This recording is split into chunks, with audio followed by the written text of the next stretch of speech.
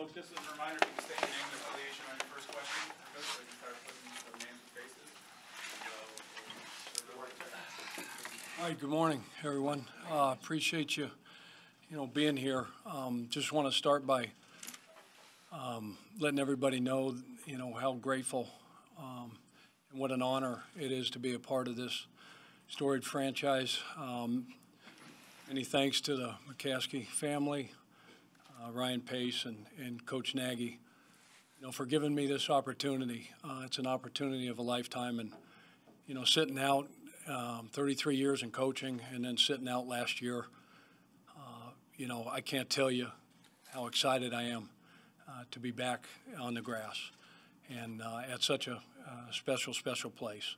And so I'm very, very grateful, and I'm thankful and very excited, obviously, to be a Bear. Adam Hogue, WGN Radio. Obviously inheriting a lot of talent here.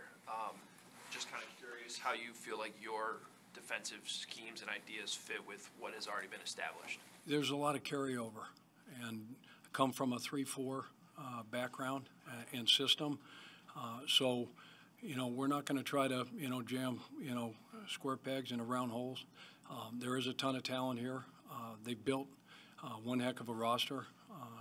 They've built one heck of a roster on defense. There's impact players at all three levels. So we'll always, like everybody, do the best that we can to put them in the best possible position to be successful and play to their strengths. So there's going to be a lot of carryover. There'll be some things from a terminology standpoint that I'll have to learn, and I'll put the onus, on myself and the new coaches, and try to make it as seamless of a transition as possible for the players' sake.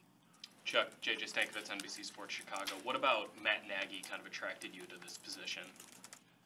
From the first minute that I walked in, you hear a lot of things, watching, again, being out and watching through a different lens this past season and watching everybody, but watching this team and hearing about Coach and how he was as a person. From the minute that I walked into this facility, I think it was on the 11th of January, and started meeting with them.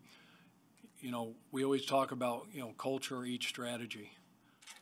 And the culture that he's built and the man that he is and the person that he is and the father, all those things, it was so authentic and so genuine. It's a people business.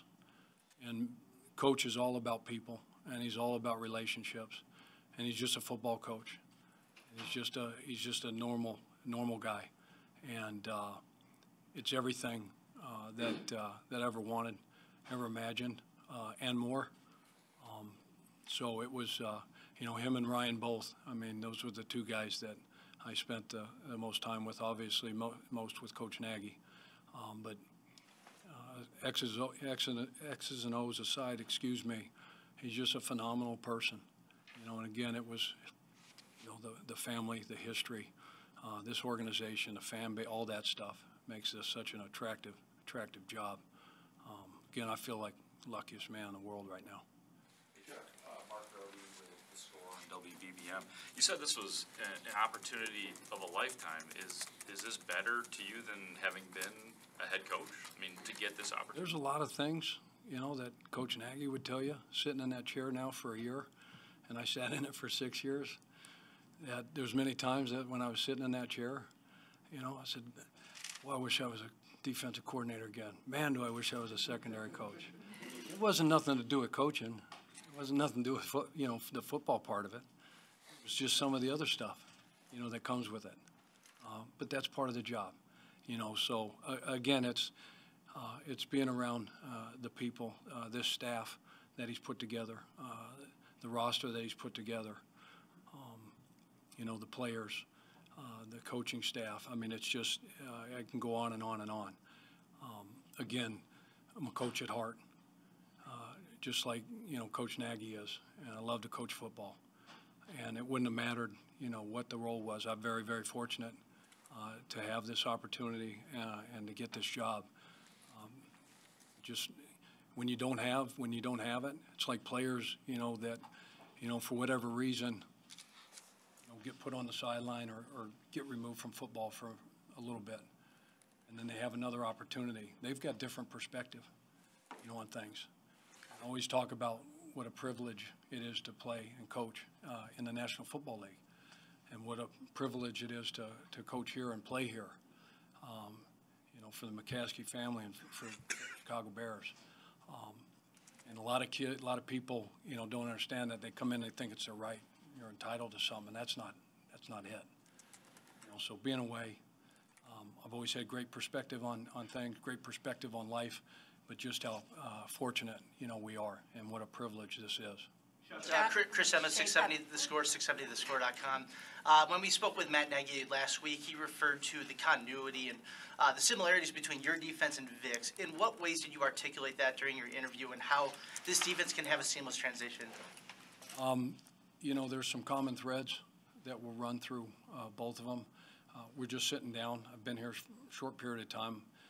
After I took the job, I had an obligation to fulfill out in L.A., coaching in the NFLPA Collegiate Bowl, which was a blast, and had a great time doing that. But just sitting down and going through and starting to meet, with the staff, going through the cut-ups and watching, all the games and all the cut-ups, and familiarize myself with the scheme and the calls and the things that Vic did from a structure standpoint, 3-4 standpoint, base run fronts, base coverages, sub fronts and sub coverages. Again, it's the terminology. That may have changed, and they may call it 9 here, cover 9, and we might have called it cover 3. So we'll bridge that gap, and we'll merge that thing together. And again, it'll be what makes it the simplest for the players. Jeff Dickerson, ESPN. Is your staff complete now? Your coaches, is that all done, and will there be carryovers from the last staff? Yeah, there are, and we're close. And so Coach Nagy has been, down at the Senior Bowl. He just got back last night. So we're going to continue, vetting a few guys. We don't have many spots to fill, but we'll vet a few more guys in the coming days, and should be done in the next 3 or 4 days. Heller from Fred Biggs with the Chicago Tribune. So are you learning the language that they used previously with the playbook, or are you teaching them your language? It's going to be a little bit of both. Again, I'd rather put a lot of it on me instead of 53 guys, or every team's different. Every year is different. The roster will change a little bit, but 90% of those guys are going to be back. So if I can put it on myself, and Ed being new, those kind of things, and learn that, make it easy, easier on them and harder on me, I'll do that. Again, it's just, everybody, in the National Football League, they're going to run the same plays, offense and defense. You just peel the decals off the helmets, and it's a different team. Different skill set at different positions, but everybody's doing really the same thing, offense and defense. They just call it different. So they did obviously a lot of good things here. When you look at, the rankings and you go up and down those rankings, there's a lot of ones, a couple 2s, a couple 3s. So the standard is the standard, and they've been playing great defense here for a long, long time. Last year was no exception. So again, for us to just throw everything out and start anew that would not be very smart on my part. So again, it's just a matter of compartmentalizing things and putting what they called it here. In my mind, we called it something different, and I'll make that work. Chuck Patrick. with Go ahead. Fox 30, Shea Kepler with Fox 32 here in Chicago. Have you had any interaction with any of the players yet? And if not, what's the timeline for that? It's against the rules, number one, but I can reach out. And so as soon as I got the job, I reached out, sent a bunch of text messages, got the information. So on my flight out to LA the day after I was, accepted and offered this job, I reached out to a lot of the guys, and guys this is a great group of guys. Like I said, they put together one heck of a roster, and we know the talent level of this roster. But football character, the measurables, the talent, we all see that. But really, you're looking for what makes a man tick inside. And they've done a phenomenal job of finding guys that love football and have high football character. We always talk about like and love. The guys that like it, don't last long. The guys that are interested, they don't last long. But it appears to me, based on, the text that I received back, that we got a bunch of guys that love football and are committed. And that's why they're so successful. And the culture, again, it all starts at the top. And the culture that Coach Nagy has created is phenomenal. And so those guys are eager. They're excited to get back. I just told them what a privilege and honor it is to be a part of this organization and be a part of what they're trying to do. Chuck, Patrick Cummings from the Chicago Sun-Times. Tell us about Ted and about Deshae. What you want to bring them in? How do they fit in? And it's all. We've never met these guys. Yeah, it goes back to people, and that's starts again with Coach Nagy and what he's looking for. Great character, great integrity. They're great teachers, communicators, relatability. They can command a room. I've got familiarity, obviously, with Ted. We've been together, 2 spots, Baltimore and Indy, so that was good. Deshae has instant credibility, because he played at a high level, and he's a guy that had to earn, everything that he got. Humble, they're selfless people. And so, I think coaches try to surround himself with a bunch of, all those things that we just talked about. That, guys that are interested in not being the reason we're successful, but being a reason. Guys that understand their role, do their job, stay in their lane, work hard, and I'm no different. Chuck. Before this process? Just knew of him, but never worked with him. Spending time with him on the interview, all those things that I talked about, in 3.5 hours, you can tell, that the way he's wired, what's in his DNA, his philosophy on life, his philosophy on coaching, we're aligned perfectly, and he's aligned just like Coach Nagy is. What was Ladies first. Lauren Miller from ABC7. Welcome. How much of this opportunity appealed, knowing that Matt was going to let you just do your thing on defense and knowing his focus would be kind of elsewhere? Never even crossed my mind, to be honest with you. Again, just being back on the grass and being affiliated, being part of a team again. It stinks not being on a team. You go 33 years of being on a team and showing up to a facility and being in a locker room and being around coaches, being around the players, the grind, the preparation, everything that goes into preparing for those 3 hours and 5 minutes on a Sunday or a Monday night, a Thursday night, whatever it is. I mean, that's what you miss. The opportunity again that he's given me, he's the head football coach, and we're gonna talk and we're gonna communicate, and he's got a vision and he's got a plan. I'm just gonna be a Paul Revere, for that vision and for that plan. And so to be able to my job is to make sure that, we continue to play great defense here, keep people out of the end zone, take the ball away, affect the quarterback, all those things that they did so well here, and to make sure that coach is successful. I was going to ask, what did you do last year? I mean, you said first time in 33 years, you weren't at the building every day. How'd you keep yourself sane? The first month and a half was pretty dicey for my wife and myself.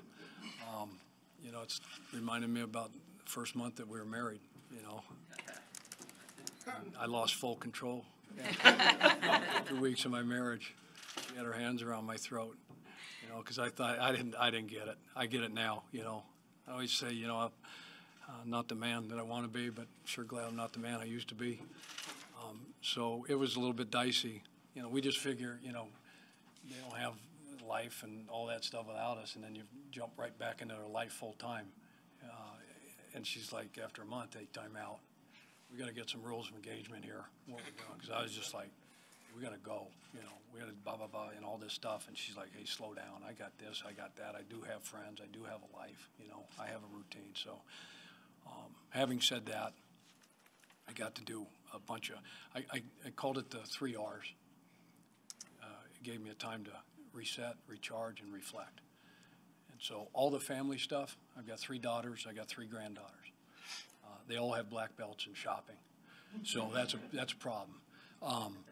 But anyway, I got to do a ton of family things that I've never been able to do. I've got 2 nephews that play college football, one at Boise State, one at Michigan. So I got to be a fan. I got to go and tailgate and go sit in the stands and you know, hang out with the fans and do all that stuff and just be a fan. And got a daughter married, you know, so I got 2 down. My youngest got married this summer, so that was awesome. Traveled a little bit. My fall, I was fortunate that the league asked me if I'd be a consultant, you know, with the officials. So I took that on, and that was my football fix. You know, so I had an opportunity a couple days a week to spend in New York at 345 Park Avenue and just sit and listen and learn. And I was kind of a sounding board, so when they had questions about, you know, penalties and fouls and whatever it was, I just give them a coach's perspective, you know, on things and the intent of what, you know, they're trying to do offensively, defensively, and so forth. So I kept busy. There was a lot of things. I'm missing some things, but again, you know, I checked the boxes. You know, some of those bucket list things. Went to the Masters. You know, worked out a lot. You know, but it was like you can only work out so many times a day. The honeydews, you know, take my laundry in. I was taking in clean shirts, you know, just to find something to do. I still had the tag on them. Taking them back. Coach, this is already clean. I said, just clean it again. I need something to do. And then it'd be noon. You know, it's only noon. You're trying to figure out what you're going to do with the rest of the day. But it was you know, the reflection part was, you know, look back on, you know, the 6 years that I had in Indy and grateful for those. You know, I always say I'm better, not bitter. About that experience, and you know, reflect on all the good things that we did, and then you know, the things, you know, that you would do differently, you know, moving forward. So, Chuck, David Hoff from the Score in the Chicago Tribune. You know, Dave Wannstedt has told a story about you getting into coaching. Your first full-time job was when you followed him from USC to Miami. What do you remember about that experience? And have you talked to Dave about what it's like to work in Chicago? We haven't had a conversation yet.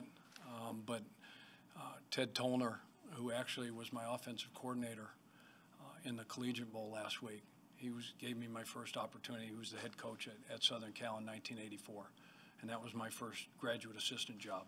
Played at Wyoming, finished there. My dad was a high school coach. I grew up in a football family.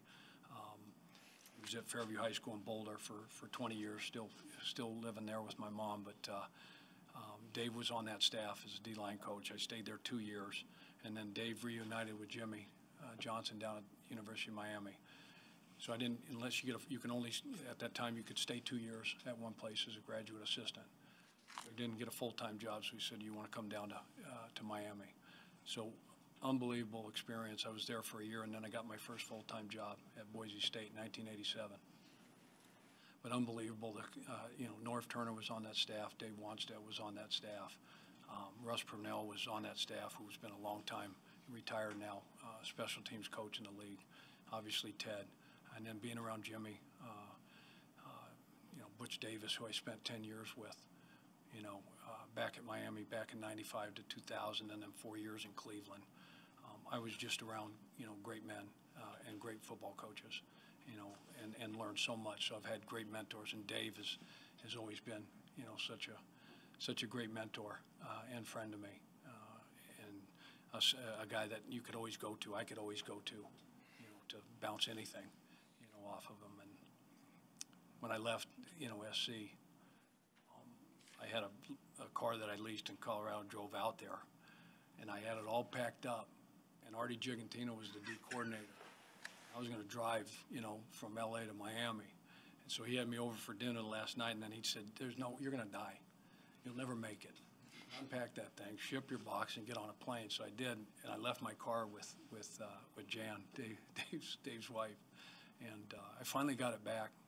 somebody drove it back to Colorado so I could turn it back in. And it wasn't in the same shape that it was. He called me when they said they got hit on the 405 or something, and he said, "Everybody okay?" "Yeah." He said, "The car's not too good." But a lot of great stories, a lot of great memories. Learned a lot of football. You know, ran for a lot of lunches, picked up a lot of Christmas trees, pumpkins at Halloween. That's what you did as a GA back in the day. But I learned a lot. Ryan Baker from CBS Chicago. Coach, how happy are you that you're not consulting with the officials after last week and you're back in coaching, first of all? And as a follow-up, how's your health now after what you experienced almost 7 years ago? The second part of health is great. I'm 6+ years cancer-free and remission, you know, by the grace of God and great doctors and family and care. So that's good. Like I said, I'm in the best shape of my life. Again, you know, 3-4 Peloton rides a day is pretty good. It'll get you in good shape. So that's good. First part was. You said you were consulting with officials and penalties after last week's championship game. That's why I didn't want to remember it.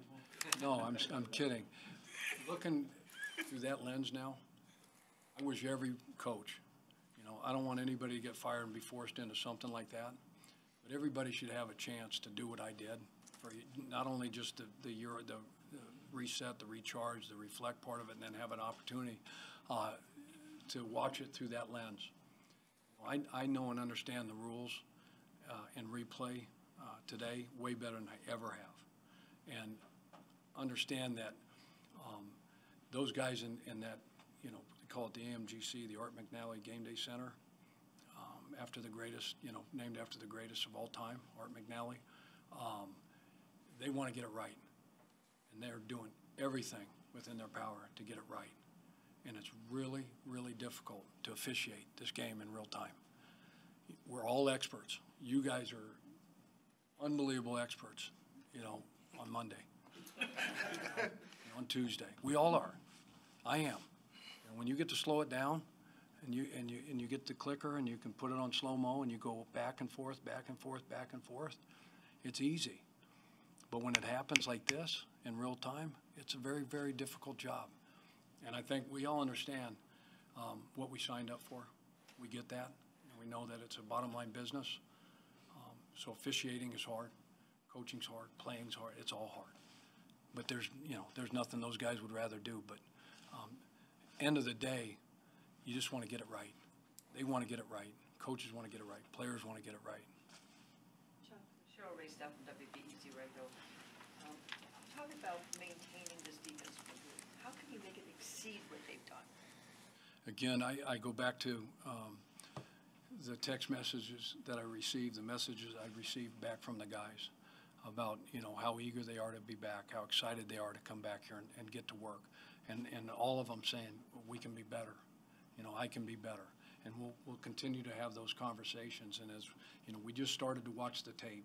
You know, so as we continue to watch the tape and go through that process and evaluate all that stuff, there'll be things there. Our goal and our mindset will be to come in here and get better every single day, you know, at something. And we'll be intentional and we'll be deliberate with everything that we do. And the coaches will come up with a prescription. Just like you go to the doctor and you're sick and he writes you a script for something, we'll give these players, every one of them, a prescription.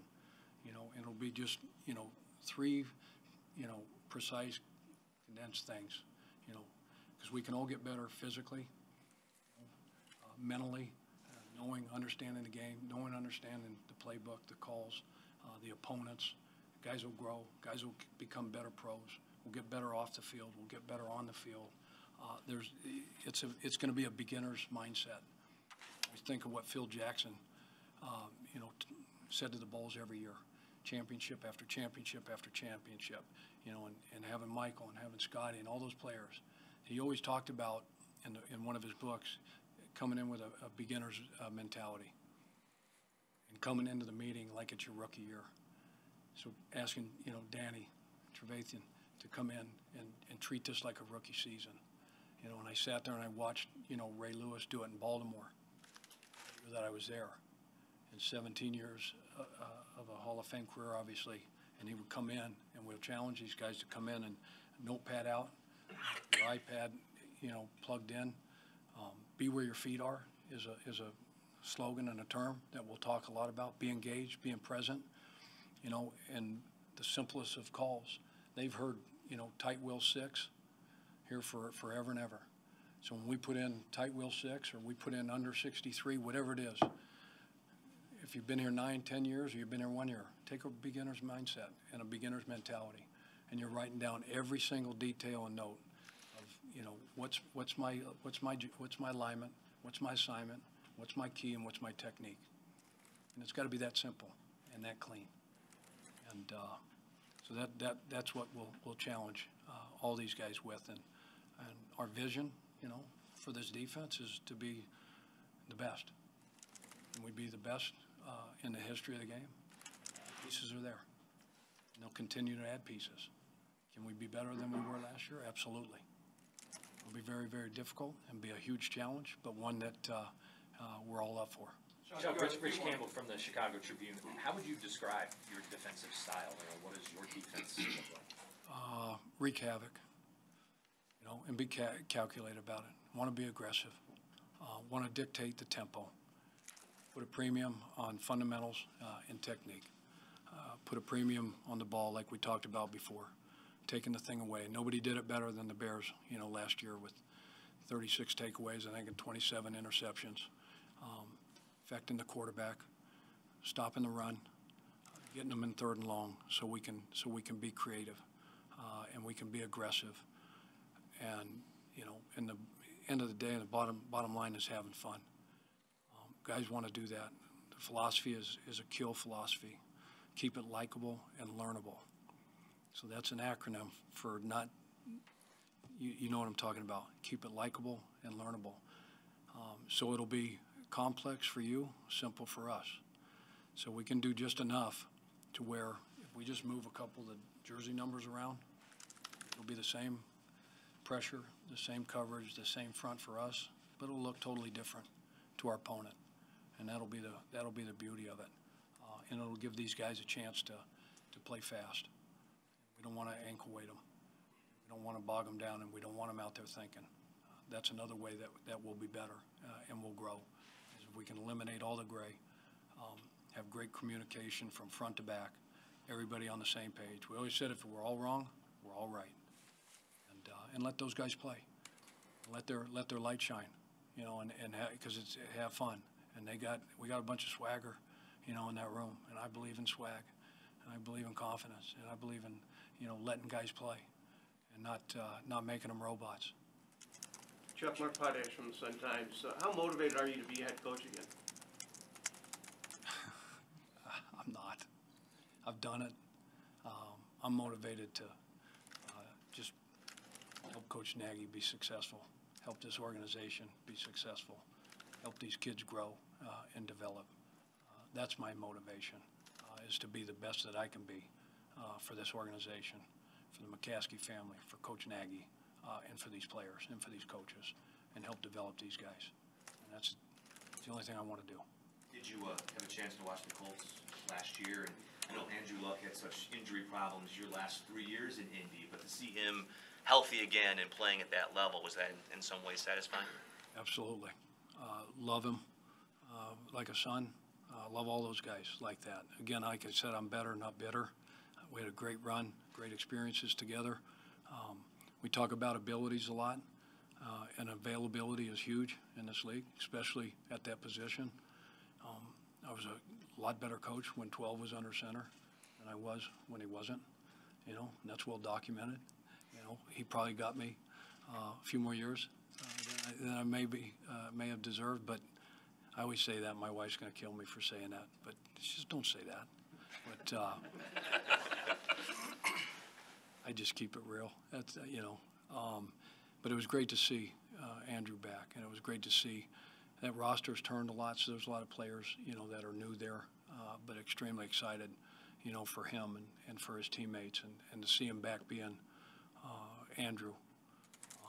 There was a time there that he thought, you know, he was never going to play again, and we had a lot of, you know, tough, critical, you know, conversations, because he's such a great teammate, such a great competitor. NFL's better, you know, when he's on the field, and I think we all saw that. It's great for the game. It's great for him. It's great for that organization, and happy for Chris Ballard. And Chris came in and was unbelievable to me and to our staff, and gave us everything that we needed to try to navigate through some tough circumstances.